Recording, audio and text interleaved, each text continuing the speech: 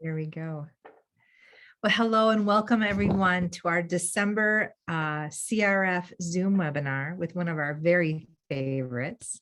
Dr. Mariya Moosajee is with us today. And just wanted to say hello to everyone. Thank you to all of our members today that are tuning in. Thanks for shuffling your clocks an hour earlier. Dr. Moosajee may share with us why in a little bit, but it's a very important cause that we did this, very important. We're going to be waiting and holding all of our questions to the very end. She's going to be doing a slide presentation for us. So just go ahead and shoot your questions using the chat feature, and I'll be sure to ask them to her at the end. We are going to wrap up in about 45 minutes, make it a little bit shorter today, and there might be a 2.0 version coming up in a few months. We'll have to see. As always, we want to make sure that we want to thank our sponsors, which continue to be Santen, Spark, Biogen, and Genentech for their funding for these. So with that, we'll get started. Dr. Moosajee and I were chatting before we started on the line about when I think I met you the first time, I believe was in Montpellier, an incredibly beautiful place. Was that 2008? Do you remember? It was around then. Yeah, it was, I think, just either 2008 or 2009. I just finished my PhD.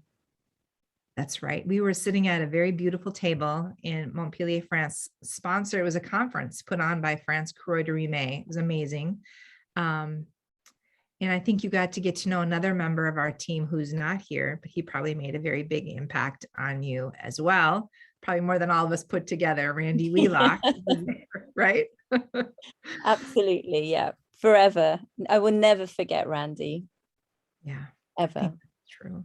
That's true for a lot of us. Well, we just want to say thank you. For those of you that don't know Dr. Moosajee, she has been on our bench, a part of the CHM family, CRF, for a long time. You know, you've been doing a lot of research with a lot of other researchers in tandem with them. And then of course, with your own research as well. So we're super excited to learn what work you're doing. And I think we'll just leave it right there. I'm going to stop my video and we'll get started. Thanks. Thank you so much, Beth. And thank you very much for inviting me to speak this evening. Beth kind of alluded to why I asked to hold the webinar an hour early, and it's because my daughter is putting on a dance concert this evening at 7:30. So, and I really wanted to go because we all know how precious these moments are. So I really appreciate you moving the webinar forward by an hour. So I'm just going to share my screen. And hopefully my presentation. So Beth, if you can just say yes, that you can see everything. Yep, we sure can. Brilliant. Okay. So as Beth said, I first came into contact with the Choroideremia Research Foundation around 2008, 2009. And during my PhD, which was a bit earlier than that, 2005 to 2008, my lab bench was right next to Professor Miguel Seabra's group. And that's how I came to start to work on choroideremia, because he asked me to characterize the choroideremia zebrafish model for him. And then things progressed, and I got my first research grant from the CRF to test small molecule drugs, which I had done during my PhD, but specifically for choroideremia, and then the story continues. So I've given an overview. There are many facets of my research that pertain to choroideremia, and I couldn't cover all of them. So yes, very happy to come back and give you a part 2, but I'm going to try to put together a story for you to show how the work has progressed over the years. So I will touch on the small molecules, talk about the metabolomic work we're doing, and touch on the neuroprotection drug research that we're also undertaking in the lab at the moment. So I don't need to explain what choroideremia is to you in the audience, but just to summarize that it is a genetic condition, an inherited retinal dystrophy that is caused by mutations in a single gene called the CHM gene or CHM gene. And this gene provides the instructions for making a particular protein called the Rab escort protein 1 or REP1 protein. And this protein is found in every single cell of our body. So the gene is working to create that protein, and that protein escorts or transfers other types of proteins within the cell. And it also has the ability to tag them with a small kind of little lipid or fat, and it's called prenylation. So there are several therapies that are under development. You would have all heard about the gene therapy using the viral vectors, the AAV2 trial, phase 3 trials, the 4D therapeutics trials that are going on. There are small molecule drug treatments that are targeting particular mutations. And that's some of the work that we've been doing in my lab that I'm going to just touch on. And that is, again, a process by which we hope would halt or slow down disease progression, but it is only to particular mutations. Neuroprotectant agents, so these are drugs that can stop cells from dying or reduce the stress that is triggered from a degeneration within these cells. And then non-viral gene therapy, which is another big area that my group is working on. I'm not going to talk much about this today, but I am going to be attending the Choroideremia symposium in June, and I will be very happy to present more detail about this work at that point or at a future webinar. So to start off with some of the small molecule work that we've been doing. So essentially, I'm showing a slide which shows what happens with a normal gene. So you have your normal genetic code, your DNA, and within that you have genes, and that is made of DNA. And in order to make a protein from that, we need to read the instructions from the gene. And that length of instructions is called messenger RNA. And so it reads the gene. And so for choroideremia, it will read the copy of the gene, but it will also transcribe a mutation as well. So that when those instructions are being read, if there is a mutation there and it doesn't make sense, then it kind of stops forming the protein. And that lack of protein, lack of functional protein, is what leads to causing the condition of choroideremia. So there are various different mutations that can affect genes, and one in particular is called a nonsense mutation. And this is a mutation where a single letter in the choroideremia gene is substituted with another letter, and that essentially introduces an abnormal stop signal into the gene, like a traffic light, a red traffic light. And so when the protein making machinery goes to read the instructions, when it sees that red stop signal, it just stops. It doesn't make any more protein. And this type of mutation actually accounts for about 1/3 of choroideremia patients. And in general, up to 70% of genetic disease can be caused by these types of mutations. Now, over the years, there have been several drug compounds that have been found to bind to our protein making machinery within our cells. And when it sees that abnormal stop signal, it can basically weaken its recognition of that, and it can override it. So it almost, if you can think in your mind, changes the traffic light from a stop to a go, and it allows the full length protein to be formed. And it can do this and produce up to 25% of full length functioning protein. And so, you know, quite a few years ago, we went about testing some of these drugs in choroideremia models to see how effective it would be as a potential treatment. So I mentioned that as part of my PhD towards the end, working with Miguel Seabra, my job was to characterize the choroideremia zebrafish. Now, again, I'm showing a picture of a zebrafish. It's at 5 days of age. There is a healthy zebrafish, which is quite long and slender, and it's got a well-developed eye with little flecks of silver, and it's got a little bubble in the middle of the body called a swim bladder that helps the fish to float to the surface and feed. And then you've got the poor choroideremia fish. It has a nonsense mutation in the CHM gene. And unlike humans, it doesn't have a second choroideremia-like gene. And so there is only one gene, and it's not functioning. And that's why it affects the whole of the body, because there is no compensation from a gene that is similar, which humans have. Hence, we only have an eye presentation. But in this zebrafish, in the choroideremia zebrafish, you see a much smaller dark eye because it's lost its vision. The heart has got some swelling, as has its abdomen. It doesn't develop the swim bladder, so it can never float to the surface and feed, and it's much shorter than a healthy zebrafish. And we've characterized this, and we know that it's good for testing drug treatments. So we dosed our zebrafish with a drug called atalurin, a particular drug that happens to have the ability to override these stop nonsense mutations and stop signals.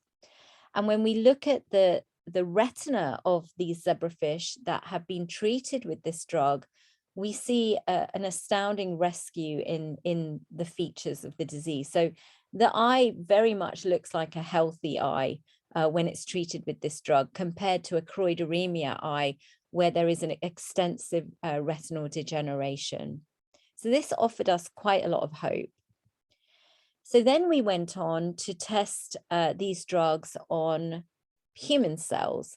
So one of the things that we did is we took a skin biopsy from a choroideremia patient with a nonsense mutation, and we dosed those cells with the drugs, and we found that it produced REP1 protein, and that protein was functioning.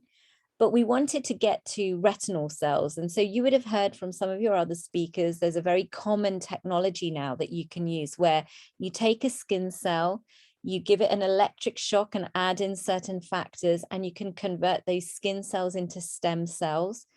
And then again, by feeding it certain nutrients and factors, you can convert those stem cells into various retinal cells. So retinal pigment epithelium cells, photoreceptors, all sorts of different types of cells. So we created a sheet of retinal pigment epithelial cells. We then dosed those cells with the atalurin, and we found that we actually restored up to 45 to 50% of REP1 function after dosing these cells. So again, we've now shown that these drugs work on the zebrafish model of choroideremia and patient skin cells and patient retinal cells. So we have enough proof of principle that this drug works. So where are we? You're probably saying, well, why the heck haven't you gone to a clinical trial with this? And believe me, I have tried my hardest over the years. The drug atalurin is a very safe drug. It's given orally. It's a powder that is dissolved in like a water or juice, and you drink it 3 times a day. It's actually licensed for another condition in America and in Europe, for a condition called Duchenne muscular dystrophy caused by nonsense mutations. And it's, as I said, very safe. The only real side effects people get are some nausea, vomiting, and possibly some diarrhea in the first week or so when they start the drug. But after that, things settle down. So I've been working with the company PTC Therapeutics for a long time, and they were keen to push this forwards. They had given me a large grant to look at patients with choroideremia and look at outcome metrics for a clinical trial. But then they opted to start a trial with a different condition, and a different eye condition called aniridia. And aniridia is a developmental eye defect where children are born without a colored part of their iris. The back of their eye hasn't developed properly, so they have no focal area of central vision. They go on to develop cataracts and glaucoma and then corneal problems. And that, you know, a lot of us in the scientific community felt that wasn't the right drug because, as I said, it's a developmental condition. It's developed in the womb at that point. The iris wasn't going to grow back, the retina wasn't going to remodel. And some of their outcome metrics for their trials weren't the best indicators of change. But the company invested in that, and then the trial failed. And now they are a bit more reluctant into going into other eye indications. However, I've spoken to Kathy and Neil, and we have been trying to reach out to the company again to see if we as a patient body can canvass a potential pilot study or a investigator-led clinical trial. So, you know, I honestly have been trying, and we will continue with the CRF to push for this, because all the evidence points that this could be a successful treatment. There are now other drugs emerging with a similar mode of action. So there is a drug called amlexanox that has been used for about 50 years in medicine as a treatment for asthma and mouth ulcers.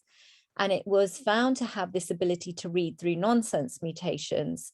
And actually, it's probably a little bit better than atolurine. And so that could be a drug that we could think about repurposing in the future. Another drug, diaminopurine, also has these properties. It's a chemotherapy agent that is used in humans, probably has some more toxicity issues, but, you know, has potential because it is a very effective read-through agent. And then another drug, NB124, which is being commercialized, well, it's being developed by a company called Elox, is another option, although from working on our fish, we find that it still has some renal toxicity and ototoxicity. So, you know, they still need to kind of work on that a bit further, and that hasn't been tested yet for any eye indications. But, you know, just to emphasize, we do really need to move towards a pilot in humans for one of these drugs, because there certainly is benefit for a large amount of patients with this condition. Now, as we were going through the journey of hoping that this might become a future clinical trial, we wanted to look for biomarkers and endpoints. And a lot of work we did with my colleague, Dr. Adam Dubis at UCL and Moorfields Eye Hospital. He is a specialist in retinal imaging and data science. And we did various things. We took a cohort of choroideremia patients and we followed them prospectively, undertaking really detailed investigations to see what metrics would change. And I remember having conversations at the time because the AAV2 trials were going on. And I remember people like Randy and other members of the CRF saying that visual acuity wasn't the metric that would show change over a short period of time, like in a trial. And some of the work we have done has certainly shown that actually it's the structural investigations are the best markers, autofluorescence, OCT. We can detect change over a 1-year follow-up period. But what we also did was took blood from patients to look at things like, for example, the instructions of the choroideremia gene in the blood, the RNA levels, because obviously if we were going to give a trial of a treatment that was taken orally, it would reach every cell, not just the eyes. And we could actually take a blood sample from a patient and see potentially whether the drug was working or not. And so we actually found that the levels of these instructions varies between patients. So even if you have the same mutation, a patient can have a different level of instructions than another patient, and that can actually be a prognostic indicator. It can suggest whether you should have a drug like atolurin, or whether a drug like amlexanox may be better, or whether you need a different drug like caffeine to kind of boost your levels of instructions in your blood, body and tissues. And as I said, we measured protein levels as well. But moving on for the biomarkers, what we wanted to do is look at all the markers in the bloodstream and see if we could find something that we could use to monitor a change after drug treatment. Now, that project ended up turning into a very different project. And I've got the title here: Does choroideremia affect the rest of the body? Now, we have always focused on choroideremia being a chorioretinal dystrophy, a retinal degeneration that affects the photoreceptors, the light sensitive cells, the retinal pigment epithelium, which is the mother layer that supports those photoreceptors, and the choroid. We don't tend to think it affects the rest of the body. But logically, when I started this presentation, I said to you, REP1 and the choroideremia gene is working in every single cell of your body. So how can it be that it doesn't affect the rest of the body? So the question of looking for a biomarker and whether choroideremia affects the rest of the body became the same question. And what we did is we took 25 choroideremia patients, male patients, who were affected with the condition, and we took gender and age matched healthy controls, and we looked at over 1,000 metabolites in the blood of these patients, ranging from proteins, carbohydrates, lipids, vitamins, caffeine, etc. We also asked all the patients to fill out a food frequency dietary questionnaire. So we made sure that, for example, all the choroideremia patients weren't having super healthy diet full of kale and fruit, and then, you know, the normal healthies were on the McDonald's or vice versa. The results showed that the diet was the same between the choroideremia patients and their healthy controls. So it ruled out any skewing of results. Now, interestingly, what we found was that there were three main groups that were disrupted in the blood of the choroideremia patients versus the healthy volunteers. And those three groups were serotonin levels, lipids, complex lipids or fats, and oxidative stress. And I'm just going to go into that in a bit more detail. So serotonin, well, serotonin is a hormone. It's produced by our gut and the brain. And low serotonin levels are associated with depression. Interestingly, we found in our choroideremia patients that you had super high levels of serotonin, which is interesting. And I've put the happiness pill. Maybe choroideremia patients have naturally, you know, a happier predisposition, something that we need to look into. But there are conditions where high levels of serotonin can actually overcompensate, and you can be left with aggressive behavior, sleep disorders, mood swings. And when you get super, super high levels, you can get something called serotonin syndrome, where you get anxiety, muscle tremors, spasms, higher heart rate, high blood pressure. So one of the things that, you know, we want to do, I've wanted to do for a long time, is ask choroideremia patients about their mood and their behavior. And I know that there is a questionnaire that Biogen have been sending out. This is something I'd like to pick up on, because obviously that's a company doing it and we don't often get access to that information. But if the CRF would be willing, we would be, you know, really happy to send a questionnaire out to the membership, just so that we can probe these areas with a bit more detail to get some more insights into what's going on and how it relates to our findings. So disrupted lipids. So we found that something called ceramide and sphingosine were both increased in the blood of choroideremia patients. And these two agents are involved in cells dying. They've also been found in similar imbalances in the retina of patients. And so maybe there is some reflection of what's going on in the blood to what's going on in the eyes. Sphingomyelins are linked to cell growth and how well they stick together, but these were reduced in the choroideremia patients. So you've got this shift of the kind of the bad lipids are higher and the good lipids are lower.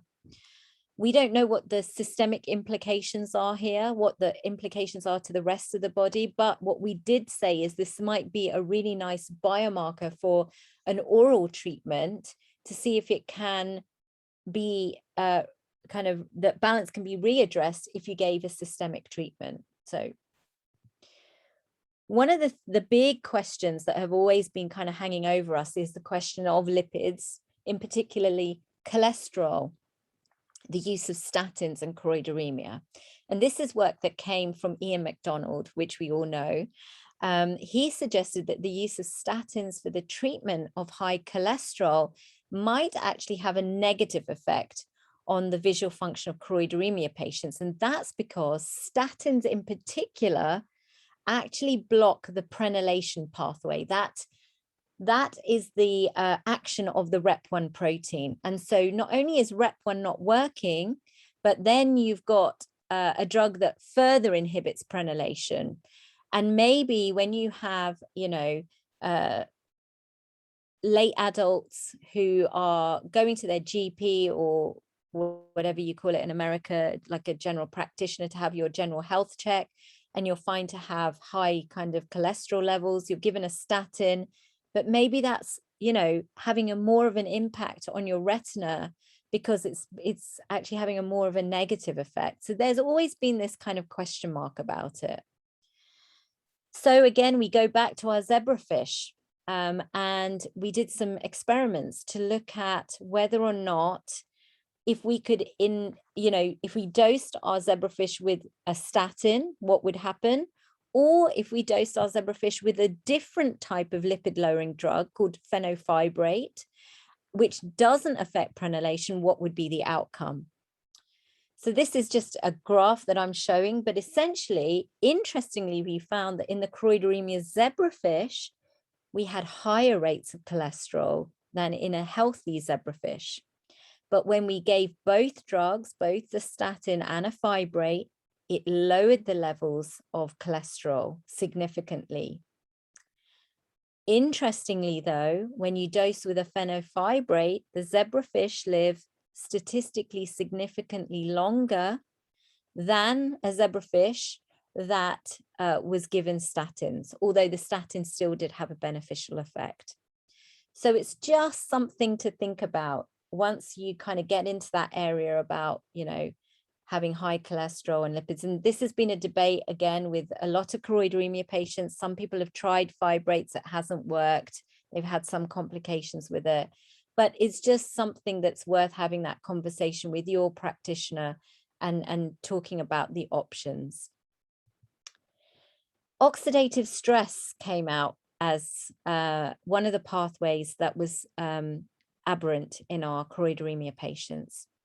Now, we've known that we see increased oxidative stress in the retina. And what is oxidative stress? Well, essentially, these are charged oxygen molecules because the retina uses more energy than any other cell in the whole of your body. So it uses more energy than your heart and your brain or your muscles when you're running. Because it's so metabolically active, there are lots of charged oxygen molecules that are whizzing around that can cause damage within your cells. Now, interestingly, we see those same levels of oxidative stress in the blood of choroideremia patients. So if we look at this kind of graph, some compounds are in green. These are actually antioxidants and they are decreased, whereas oxidants are increased. So a little bit of advice to any patients or family members with choroideremia.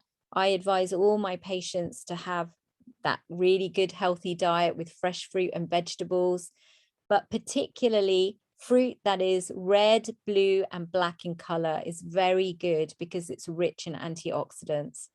There is a trial underway for retinitis pigmentosa using N-acetylcysteine, and we're still waiting to hear the outcome of that. But this is exactly why we're now testing these drugs on choroideremia to see if they have a neuroprotective role and whether or not these drugs are worth taking for patients going forwards. And that brings me to the neuroprotection part of the talk. And this is a part that the CRF is currently funding in my lab. So we are testing a number of neuroprotectant agents. The drugs that we're looking at are taurine, which is an antioxidant, and that is in a current clinical trial for glaucoma topically, but is used for reducing oxidative stress for lots of other conditions. NACA, N-acetylcysteine, which is in the RP trial at the moment. TUDCA, which is an anti-cell death agent, but it also reduces internal cell stress. And that is also in trials for motor neuron disease currently. A drug called L-DOPA, which is thought to restore visual and nerve function by restoring levels of dopamine. And that's in a clinical trial for RP. And we have been doing some other work in the lab looking at the choroid in choroideremia. And we are seeing some distinct differences in the levels of melanin, so the pigment in the back of the eye, in mouse and in zebrafish work. And we know that dopamine is a precursor to forming melanin. And so maybe giving this will also help with that aspect. And we're looking at that in more detail.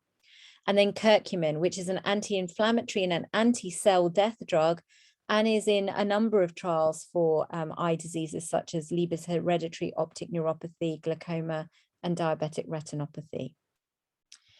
So we've been testing these drugs on our zebrafish models, and the experiments are underway at the moment. We've been doing dose response experiments, trying to work out what's the right dose.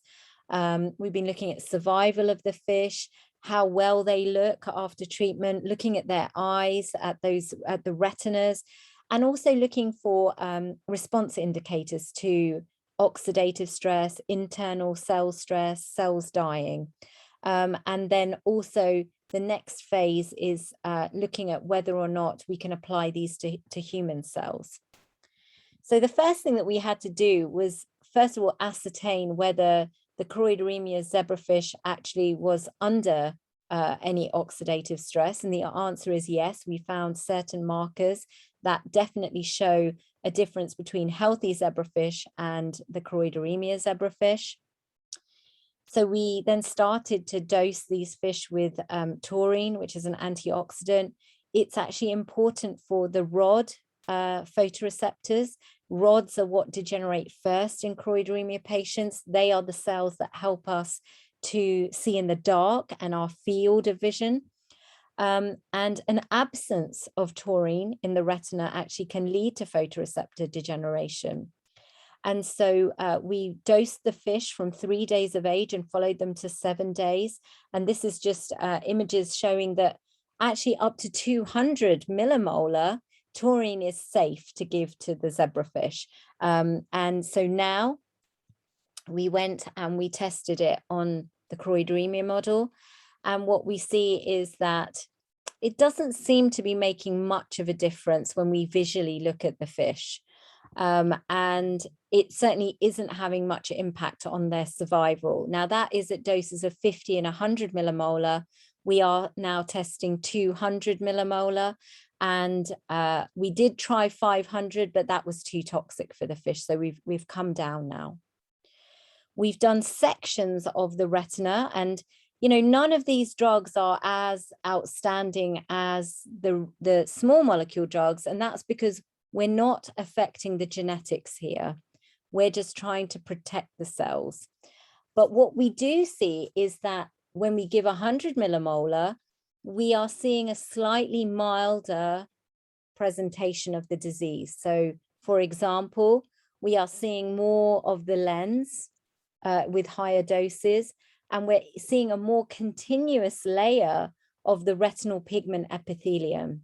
Whereas in untreated fish, we see lots of discontinuous areas, so areas of absence of RPE. So it is, by the looks of it, having some sort of neuroprotective effect. When we look at the markers, again, we're not seeing anything statistically significant here. We're seeing a trend towards reduced oxidative stress. Now, we have to think about, again, is the choroideremia zebrafish model great for this? The zebrafish is a very extreme model of degeneration. You get a very fast degeneration from about 4 days of age, and by day 5, 6, the fish is dead. So maybe we need something a bit more true to the human retina for doing these experiments. We also did some work on NACA. This work is still ongoing, but we looked at oxidative stress, and we showed that NACA actually does reduce the levels of oxidative stress. But again, we need to go back and look at it in a lot more detail with some of those other markers. We wanted to, or as part of the project, we wanted to also test these drugs on patient skin cells, the fibroblasts, because that may be able to give us an indication of whether or not this would work on our retinas. So the first thing we did was look to see if the skin cells actually showed any sort of stress. Now, the bad news is the skin cells don't. So we have checked various genes that are known to be dysregulated in the presence of oxidative stress, and none of them show a statistically significant difference. So the patient's skin cells are not the best cells for testing these neuroprotectant agents. We are really going to have to go back and differentiate those stem cells into the retinal pigment epithelium and then test the retina cells with these drugs. The other drug we've been working on is TUDCA. I mentioned that. So this is an anti-cell death drug, and it reduces internal cell stress. It's actually derived from bear bile, hence the picture of the bear. And so again, we looked at the zebrafish to see if there is this internal stress. It's called endoplasmic reticulum stress. And there are markers that show statistically significant difference, which is good. But here we did the dose response, and we went up to 250 micromolar of TUDCA, and we showed that it's unfortunately doesn't seem to be having a huge difference on survival for these fish. So we're not positive on this compound. And when we did cut sections through the fish, we actually felt that at the slightly higher doses of 100 micromolar and 250 micromolar, that actually we were getting almost some sort of worsening of the phenotype. At the moment, the 20 micromolar dose of TUDCA seems to be the most beneficial one, but we are still going to move forwards with some further analysis of this. This is just looking at those stress markers in the cells in the zebrafish. And again, there was no statistically significant difference at any of the doses when we dosed the fish with these compounds at the various levels. We then looked at the patient's skin cells. And although some markers didn't show any difference, there was one internal stress marker called CHOP, and that has been found to show a statistically significant difference in the fibroblasts, which is good. It means that we can test taurine on these cells and increase our tests with TUDCA. We looked at cell death because we know that that CHOP indicator is linked to cell death, but in the skin cells, we don't see any cell death. And to be fair, I wasn't expecting cell death because we have used these cells many, many times in the past and they grow well. We don't see any problems with their viability. These are good cells to look at response to adding a gene and creating the choroideremia protein, but again, not the best cells for neuroprotectant and downstream common disease pathways. So we tested the cells. This is only one round with TUDCA, And again, we don't see a statistically significant difference with this drug in the skin cells. So future work now is completing all this drug testing work, but with the caveat that the patient's skin cells are probably not a good model for this. And what we really need to do now is grow retinal pigment epithelium from choroideremia patients and test those drugs on that RP directly. And then there is lots of work going on in the lab with regards to the role of the choroid in choroideremia and non-viral gene therapy. And hopefully I will be able to talk about those two areas in a lot more detail in June when I see you in person. Just in case you aren't aware, we did launch this website called gene.vision in, December 2020. Wow, about a year ago. Yeah, exactly a year ago. And this is a website where you can log on, you can type in choroideremia into the search box. There's actually a chat bot. So if you're struggling, you can actually just ask Amazon Alexa as well about the condition, and it will go to this website. There is a massive description about the condition, about resources, information about the latest research, and then links to research so you can understand the principles behind, for example, small molecules, the atalurin, about non-viral gene therapy, about antisense oligonucleotides, CRISPR, etc. It's a really great resource. There are 2 entries, one for patients and one for professionals, and they are mirror images, just the patient one is written for patients. So please do use it. And if you have any feedback, then please let me know. We can always it hasn't been updated about the latest choroideremia trial results, but we will be making those updates soon. But anything you think that we could add that would help, then let us know.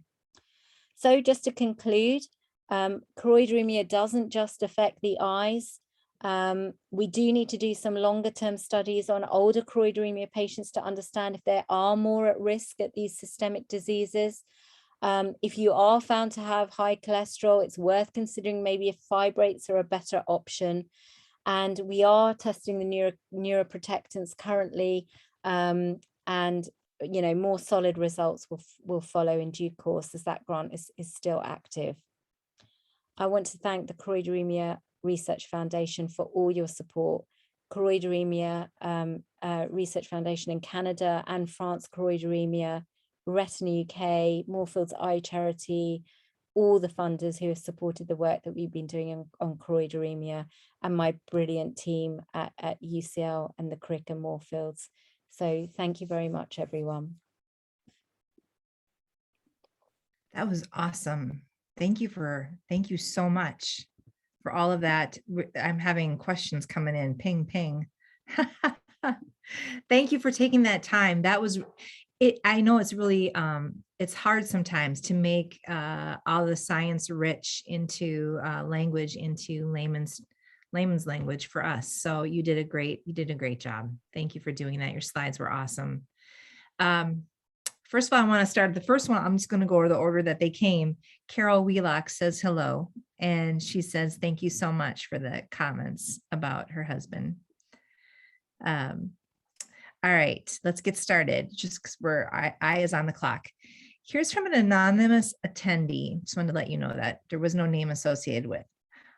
Are these biomarkers for cell death, oxidative stress, etc., accepted by EMA or FDA for drug approval?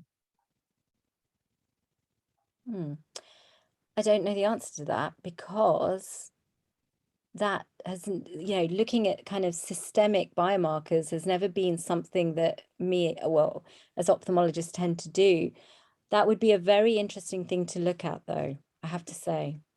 Because, when you're thinking about all the other conditions out there, like cardiovascular disease, etc., diabetes, of course, you need systemic markers, right? So thank you. I will look into that and get back to you. All right.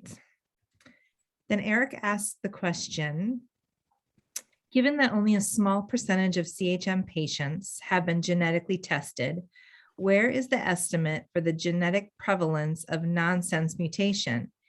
Is the current number a function of a statistical estimate, or is it a derivative of the relatively small number of CHM patients with genetic confirmation? Yeah, Eric, so obviously we have big databases at Moorfields, and we've got all the publications. So essentially, when we started this work, we went through all of that and looked at all the various mutations, and we've published reviews putting all of that together.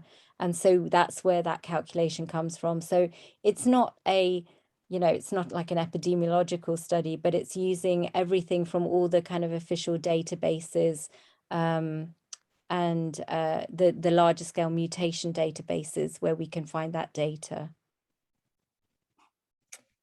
Nama asks, does mRNA level is changing during time and age in the same patient and not just between different patients? Thanks. Your work is very inspiring. Oh, thank you, Nama. I don't know if it changes with time or age. There have been reports that say that the mRNA levels change in different tissues of the same individual.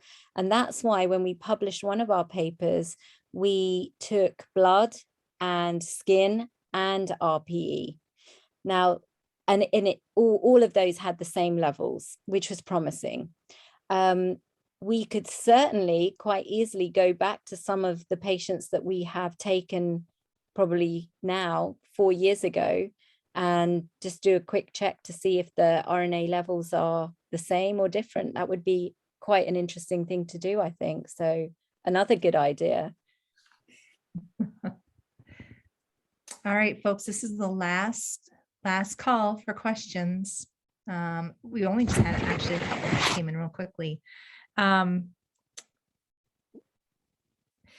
think as we wait here, I think there's one more coming in. Your work, one of the things that we try really hard at the CRF, at the foundation to do is stress the importance of global or international working together. And clearly, the CRF it's very important that we do that. And your work and your team, your lab is certainly also, that's a priority to you as well.